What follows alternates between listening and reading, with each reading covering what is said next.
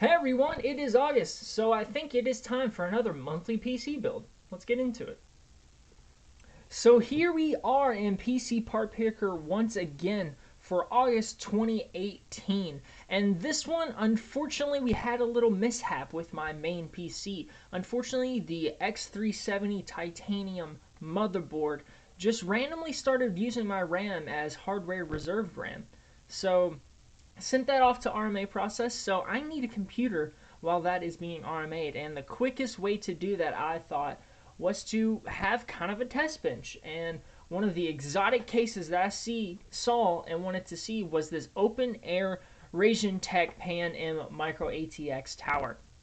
Again, open air, tempered glass window, so that is going to be wonderful to have. So going over the parts quickly, again, it is parts from or components from my main PC. So we got the Ryzen 5 1600, but this case, this Raijintek case, has this specific side right here for a radiator. So I definitely wanted to throw something in there for water cooling. I really like the aesthetics of the Wraith Spire cooler, just the simplicity and of course the price. The simplicity and the aesthetic of the Wraith Spire cooler was just awe-striking to me, so I kept it on my normal build. But with this, especially with the case specific radiator support, I definitely had to go with an AIO. So here I'm with an H110i. It's a 280 millimeter, and I know with my performance with other AIOs, other 240 AIOs, I know the Cooler Master one did wonderful with me. The Deep Cool AIO did wonderful as well. But showing this and keeping true to this kind of silver and black theme that I wanted to go with my other components, it works perfectly, especially with these magnetic levitation, the ML fans that come with the H110i, the 140 millimeter fans. So the motherboard I chose was just the cheapest, the simplest B350 motherboard. I'm not wanting to push the overclock on this, but this is just going to hold me over on my main PC for some gaming, maybe light streaming.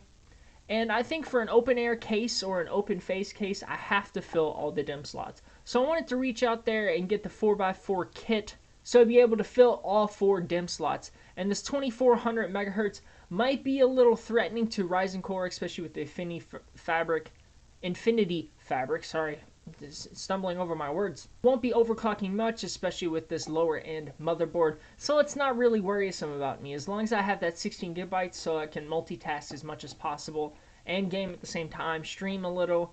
I am completely comfortable. I'm not trying to be the most high-end system right now.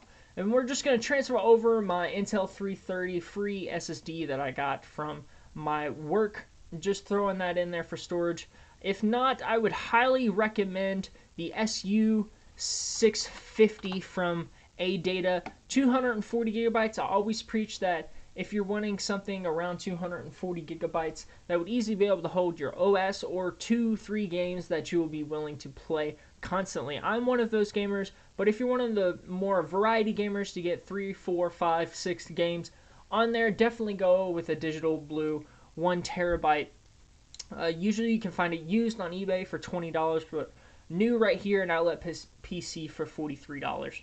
And of course I do have my 1070 Ti, again, from my main PC. This thing does wonders, and I was able to pick it up for a measly $306. It used to be an old mining card, but I've seen no repercussions of the mining usage of this card, either from temps, from aesthetics. Everything looks pristine prime.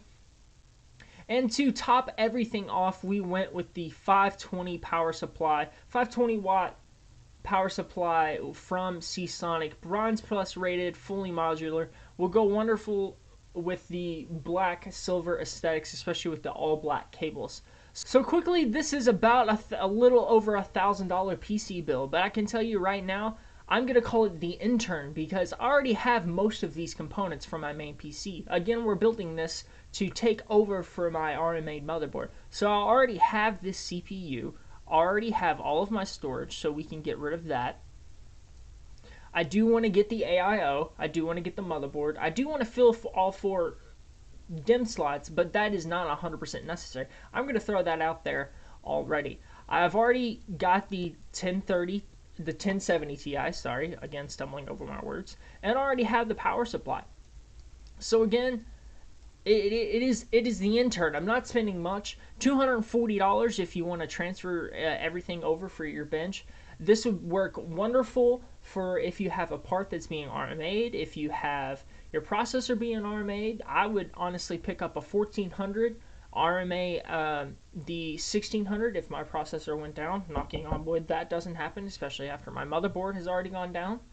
And you could easily pick up something that would completely cover your system brand new, and motherboards often take up to 35 business days to go through the RMA process. If the RMA process is taking too long, this would be a wonderful fix. So again, before this video ends, I do want to make a big shout out to PC Part Picker. They are wonderful with their website. You can have compatibility checks, you can look for every part, you can even look what the normal TDP of all your components together so you can get the correct power supply. All these places in one site is wonderful. I want to praise them in every video that I do with them because it is such a huge part of the community.